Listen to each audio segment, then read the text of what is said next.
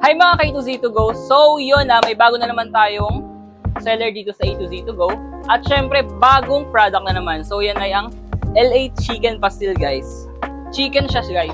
So meron din tayong LA Chili Oil. Saan lasap anghang guys. Yan o guys. Lasap anghang. So yun guys, titikman lang natin itong chicken pastil nila and yung chili oil nila. So, unahin natin itong chicken pastil ng LA guys. Tignan natin siya. Try natin siya without rice. Guys, madali lang siyang saraduhan, dalhin kung saan. So, tikman naman natin yung last one.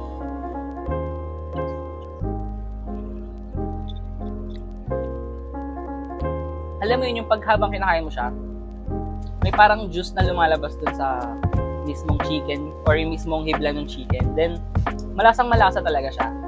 So, I think perfect siya sa kanin. So, try naman natin with rice. Yan guys. Lagyan lang natin siya ng onting pastil sa taas.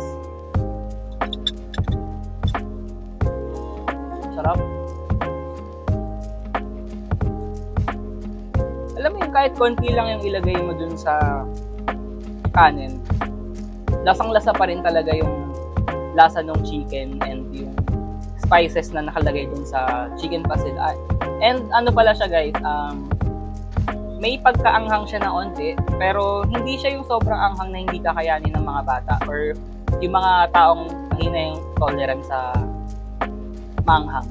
So, yun guys, for me, good to guys, pang baon, pang ulam, kung halimbawa dalhin mo lang kahit sa office, ganyan, sa school, pwedeng. So try naman natin tong chili oil nila guys. Yan siya guys. Yan guys.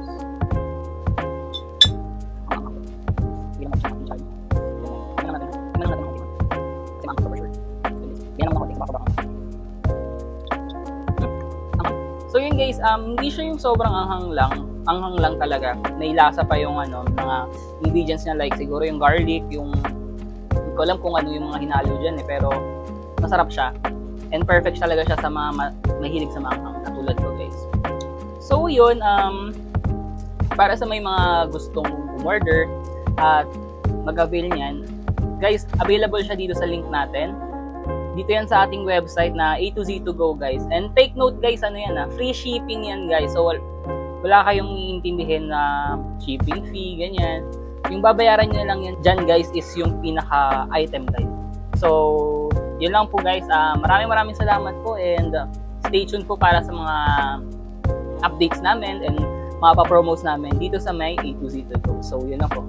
Bye!